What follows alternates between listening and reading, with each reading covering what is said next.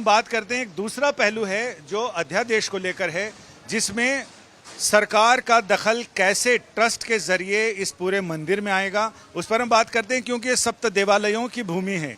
वृंदावन में 7 संप्रदायों के ठाकुर जियों की सेवा होती है, जिसमें सबके अलग अलग नियम हैं, अलग अलग आचार हैं। अगर आप 3 संप्रदाय के बाबा जी या महंतों को ट्रस्ट में जगह देंगे तो बाकी लोगों के यहाँ जो सेवा पूजा की अलग अलग पद्धतियाँ वो कैसे जाएंगी। सरकार सोचती है कि जैसे काशी में कॉरिडोर बना, जैसे विंध्याचल में बना, वैसे बन जाएगा, लेकिन वहाँ सिर्फ एक देवता हैं जिनकी पूजा की एक पद्धति है। यहाँ तो घर घर अलग अलग पद्धतियाँ हैं। हमारे साथ सोनू गोस्वामी जी हैं, जिनसे हम बात करेंगे कि आप वो अध्यादेश को लेकर गोस्वामी समाज की बड़ी देखिए, जहाँ तक इस अध्यादेश की बात है, यहाँ अध्यादेश में एक जिस तरीके से इसको लाया गया, इसकी सूचना दी गई जब माननीय सुप्रीम कोर्ट में यह मैटर 27 तारीख का लिस्टेड था, देर रात 26 तारीख को यह अध्यादेश ला दिया जाता है। न्यायालय के अंदर जिस तरीके से इसको पेश किया गया और ये कहा गया कि ये अध्यादेश जो है ये एक प्राइवेट ट्रस्ट बना दी गई है, उसके अंदर है। मेरा सवाल सबसे पहला ये है कि मुख्यमंत्री महाराज की तरफ से एक ट्रस्ट पहले ही बनाया हुआ है जो उत्तर प्रदेश के सिर्फ एक डिस्ट्रिक्ट से संबंधित है, जिसे कहते हैं ब्रज तीर्थ विकास परिषद। इसका कार्य पूरे ब्रजमंडल के जो पूरा मथुरा डिस्ट्रिक्ट के अंतर्गत भी आता है, इसके सारे देवालयों का उत्थान करना, वहां पर व्यवस्थित करना, शौचालय की व्यवस्था करना, वहां की रोडें बनाना, मंदिर अगर टूटा फूटा है उसकी व्यवस्थाएं करना, सब कुछ था। जब एक एक्ट था तो उसके बाद में एक दूसरा एक्ट पर्टिकुलर एक मंदिर के लिए क्यों लाया गया? चलिए आप एक्ट लेकर आते, आप बार बार ये समझाने की कोशिश कर रहे हैं कि इसमें सेवायतों का, गोस्वामियों का कोई अहित नहीं है। साहब, इसमें आपने हमारे लिए छोड़ा क्यों? आपने छोड़ा कुछ भी नहीं है। इसमें अगर आप देखें तो मैंने हाईलाइटेड कर रखे हैं कि सबसे पहला इसका उद्देश्य किस तरीके का है। इस उद्देश्य के अंदर हमारे किसी भी कार्य पर यह कह दिया गया है कि आपको करने से पहले हमसे पूछना पड़ेगा, और आप जो हम लोग यहाँ पर सालों साल परंपरा से जो है सेवा करते आ रहे हैं, हमको वैतनिक बना दिया जाएगा, हमको वेतन डिसाइड कर दिया जाएगा हमारा सेवाओं को लेकर। की आशंका ये भी है कि हर एक संप्रदाय की अपनी अपनी पूजा पद्धति है। अगर ट्रस्ट पुजारी नियुक्त करता है या सेवायत नियुक्त करता है तो उसमें कहाँ दिक्कत है? देखिए, दिक्कत बहुत तरीके से आएगी। यहाँ पर इस ट्रस्ट को निर्माण करने के लिए जो सरकार कहती है कि प्राइवेट है, ये प्राइवेट नहीं, पूरा सरकारी तंत्र है जो इनडायरेक्टली वे में सरकार पूरी तरीके से मंदिर पर कब्जा चाहती है। पिछले दरवाजे से सरकार के घुसने पूरी तरीके से, पिछले नहीं है, बिल्कुल आगे से चौड़े से आ रहे हैं। इसमें 18 सदस्य हैं, 7 सदस्य पदेन हैं जो सरकार के बड़े बड़े अधिकारी हैं जिला लेवल के। उसके बाद में 11 जो नामित लोग हैं, उन नामित लोगों में 2 केवल बांके बिहारी जी के गोस्वामी हैं जिनका चयन भी सरकार करेगी। उसके बाद में जो 9 लोग हैं, जो 9 लोगों में से बाबा जी लोग होंगे, भागवताचार्य होंगे, यहाँ के बड़े बड़े धनाढ्य लोग होंगे, उनकी भी नियुक्ति जो है वो सरकार करेगी। और सबसे कमाल की बात यह है कि इस एक्ट के अंतर्गत इस पूरे इसमें हमारे हिमांशु जी स्टूडियो से पूछ रहे हैं कि अवनीश अवस्थी जी आए थे, उनसे आप लोगों की बातचीत हुई तो समाधान की दिशा में कहां तक आगे? देखिए, जहां तक कल अवनीश अवस्थी जी की बात हुई थी, कल सुबह भी उनसे बातचीत हुई, चर्चा हुई, पूरे एक्ट पे चर्चा हुई। उन्होंने मुझसे मेरी इसी हार्ड कॉपी को लिया और इसकी फोटो कॉपी करा करके लेके गए, और शाम को हमको फिर से बुलाया गया। हमने सुबह भी ये बहुत स्पष्ट कर दिया था कि साहब, ये एक्ट गोस्वामी परिवार का, और इस जैसे एक्ट और बनेंगे बाकी मंदिरों के लिए भी, ये सिर्फ और सिर्फ परिवार का नाश करने का है, हमारे पुश्तैनी और संवैधानिक अधिकारों को खत्म करने का है। उन्होंने कुछ बोला? उन्होंने फिर शाम को समय में हमसे ये कहा कि आपको जिस जिस चीजों से संबंध इन एक्टों में आपको प्रॉब्लम है, आप उसको लाइन मार्क कर दें। मेरी तरफ से उनसे ये कहा गया कि साहब, पूरा एक्ट ही लाइन मार्क करने के लिए हमें ये एक्ट नहीं चाहिए।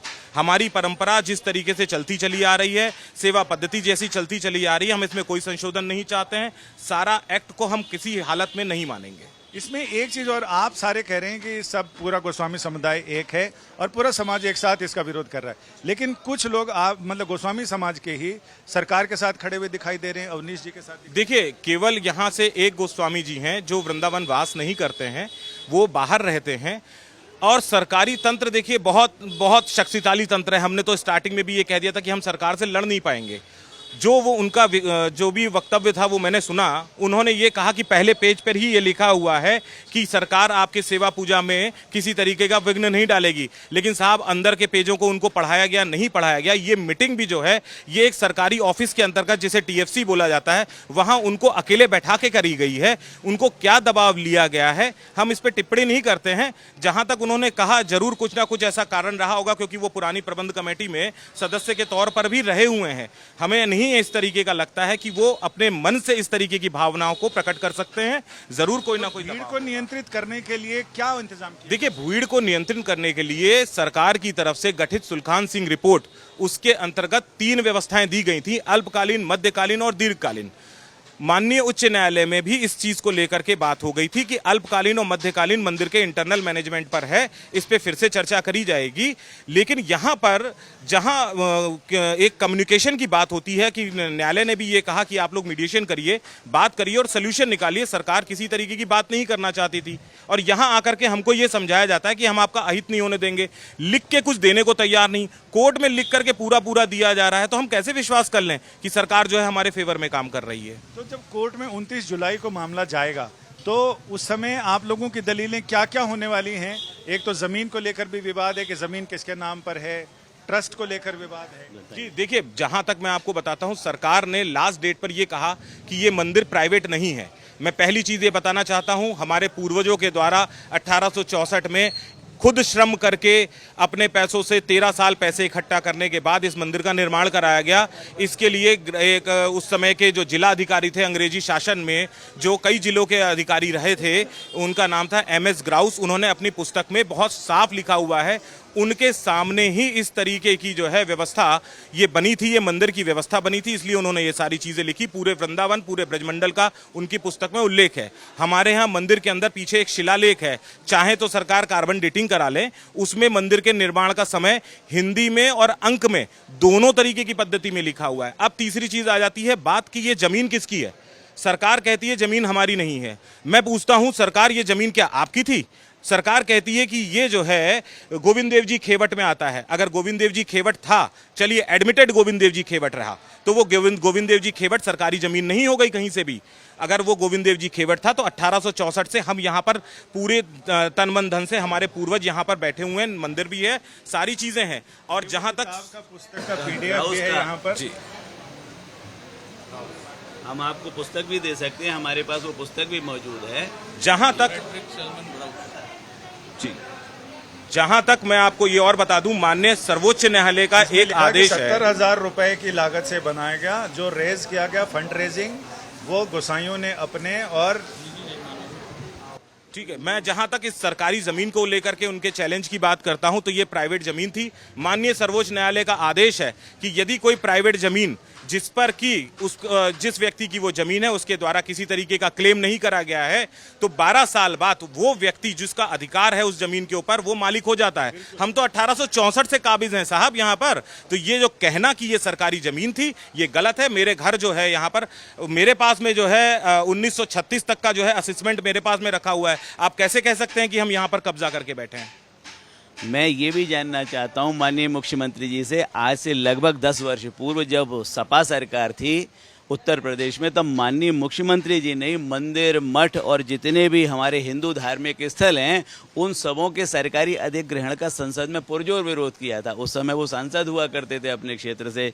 तो ऐसा कौन सा परिवर्तन आ गया ब्रज के मंदिरों में, ब्रज की संस्कृति में, उन धरोहरों में, उन सभ्यताओं में, उन विचारों में, कि वो एकदम अपनी सारी की सारी जो मस्तिष्क की विचारधाराएं उन्होंने बदल दी और बिहारी जी को और जो समस्त ब्रजमंडल के जितने मंदिर हैं उन सबों को उसी तरीके से तोड़ने का, फोड़ने का प्रयास किया है, जो आज से कहना नहीं चाहिए, लगभग 150, 200, 300 वर्ष पूर्व हमारे मुगल शासकों ने किया था।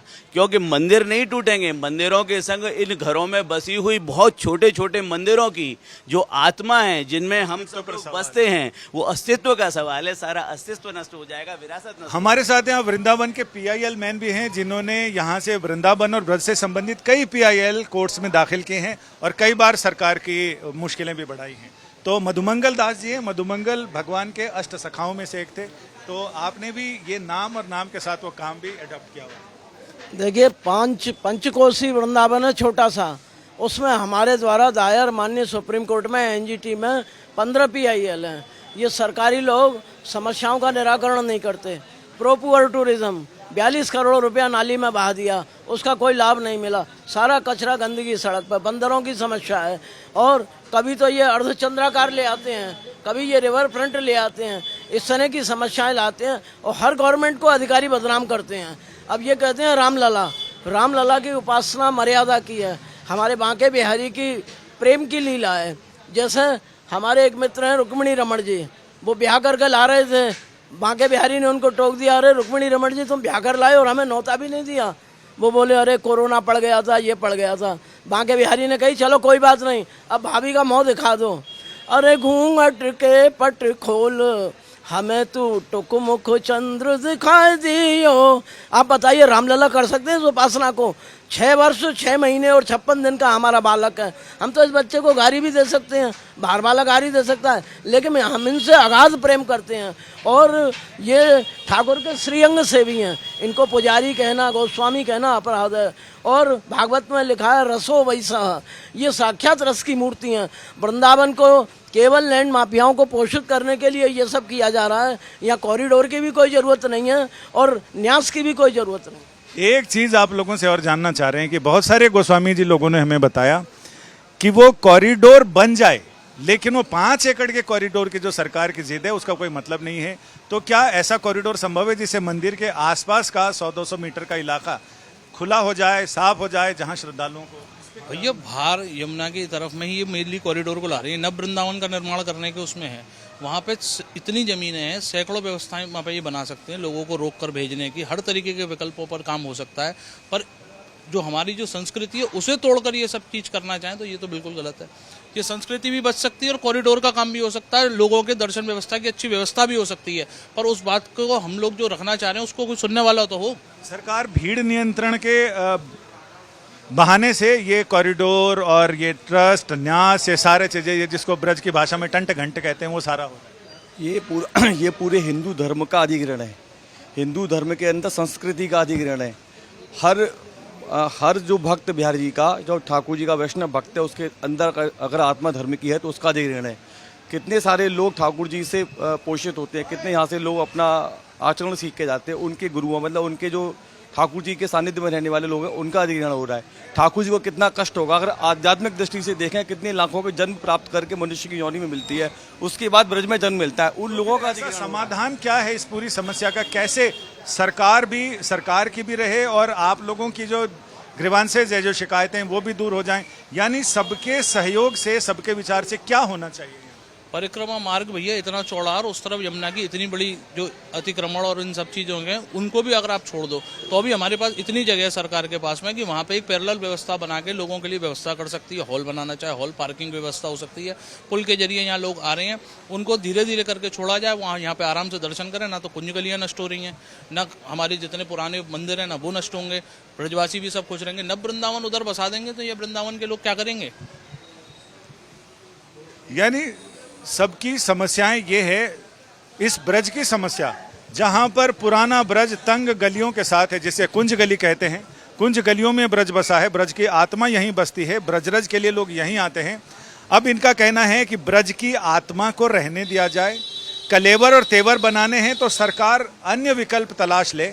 कोई आवश्यकता नहीं है कि ब्रज को भी रहने दिया जाए और बाकी अन्य व्यवस्थाएं भी कर ली जाएं। तो ऐसा ये सरकार के ऊपर है, उसकी सूझबूझ के ऊपर है, क्या वो एक तरफा और मनमाने ढंग से करना चाहती है या फिर सबका साथ, सबका विकास, सबके विचारों को लेकर, जो वेद में कहा गया संग गच्छत ध्वंग संग वदत ध्वंग संगवो मनांसि जानताम।